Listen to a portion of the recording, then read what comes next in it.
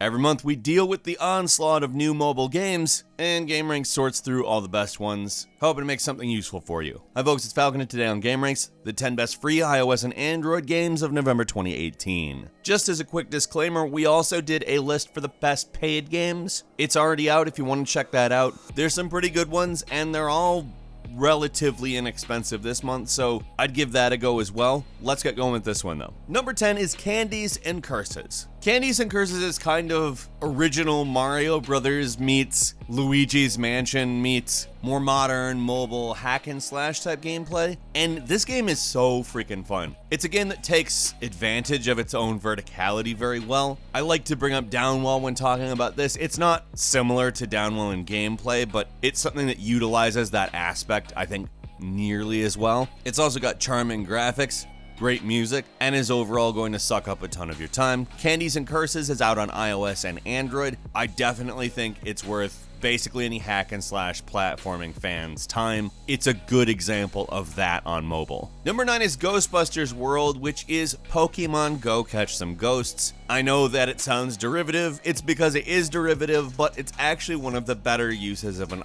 IP to make one of these types of games because it fits in so well with what Ghostbusters is. And one of the more alluring aspects of Ghostbusters is the sort of role-playing and pretending. Believe me, I know when I was little that was a thing for me, and this offers a way of kind of doing that. Now, the real issue with the genre that sprung up because of Pokemon Go is the longevity. I don't have any way of telling you how long this will last, but it's a lot of fun, and at least for now, it's worth trying. Hopefully it lasts a while because it's actually a pretty well-made version of this. It's out on both iOS and Android, so go ahead, cross the streams. Number 8 is Shine Journey of Light, which is a different kind of game if you're expecting like a fast-paced platformer. I'm sure from the footage, however, you probably won't be expecting that. It is much slower. It's a game that takes its time, and that's the point. That's literally the point. The intent is to make a pretty game that has very nice aesthetics, that does provide a few challenges, but more or less is a calm and relaxing side-scrolling title. And it really delivers on everything that it says it's going to deliver on. It's enjoyable, it's calming. There are some people who have a little cool down period before they try to go to bed. I could see this being very good for that. And I don't mean that in a bad way. I rather like it. It is only on iOS right now though, and I do hope that it ends up on Android as well, because I tend to lean towards the Android. But if you understand what you're getting, I think you won't be disappointed. It's really enjoyable.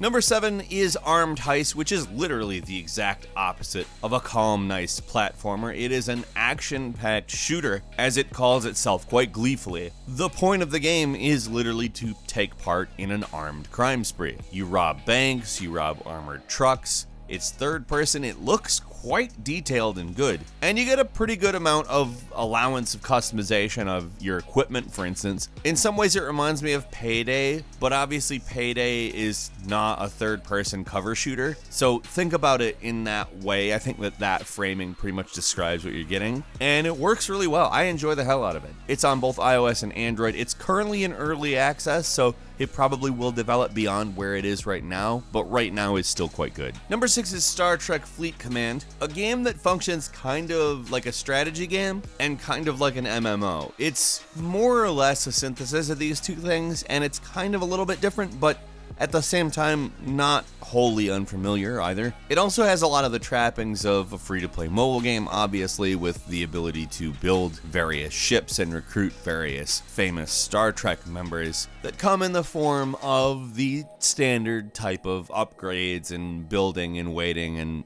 unlocking and those types of things, but the actual gameplay itself is quite fun. Star Trek Fleet Command is out on iOS and Android. Number 5 is RWBY Amity Arena, which is a Clash Royale style game with a few twists that uses RWBY for its general lore and aesthetic. Now, if you're not aware, RWBY is a Rooster Teeth cartoon, and it's actually a pretty good anime series, especially considering it is a Western animation project, and it has a pretty big fan base, and having this kind of game for that, I think is good. It's out on both iOS and Android, and I think that it will take up a lot of your time because I think you'll enjoy it. Number 4 is Tomb Survivor, a top-down tomb raiding game, and while that may sound like it has something to do with Tomb Raider, it does not. Tomb Survivor is literally nothing like that, so Get that out of your head. Tomb Survivor has you go down into a top-down exploration mode, gets you into first-person turn-based battles, leaves you to manage inventory, and overall, it's a pretty streamlined game considering exactly how sprawling and complex this could be. Tomb Survivor is out on iOS and Android, check it out. Number 3 is Clear Vision 4, a sniping title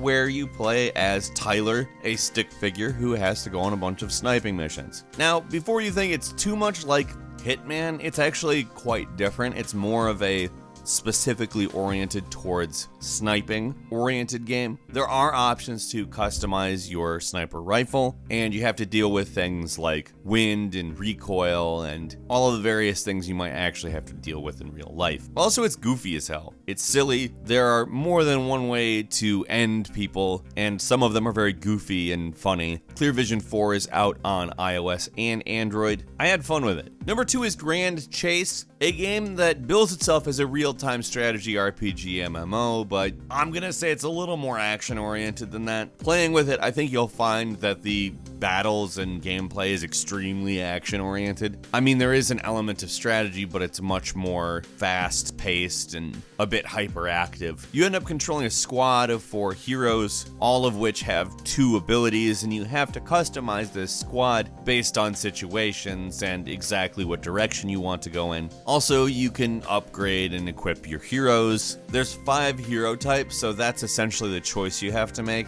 Which type are you going to leave out? It's actually a really good formula for a game, and I think it works really well. You can give it a go on both iOS and Android right now. And finally, number 1 is Assassin's Creed Rebellion, kind of a combination of Fallout Shelter and a more standard turn-based RPG, which I know sounds like weird things to combine, but it actually works pretty well. Obviously, you have to develop your various different assassins. Otherwise, what would be the point of the game at all? But you do that, and you infiltrate fortresses and battle with Templars, as well as build your own fortress, which allows you to craft new equipment and various other items. Honestly, it's a really good game. It sounds kind of weird, and maybe even to a cynic kind of bad, but let me assure you, it's actually really good. It's weirdly different and enjoyable. It combines certain things and doesn't include their worst aspects. I mean, excluding the monetary model.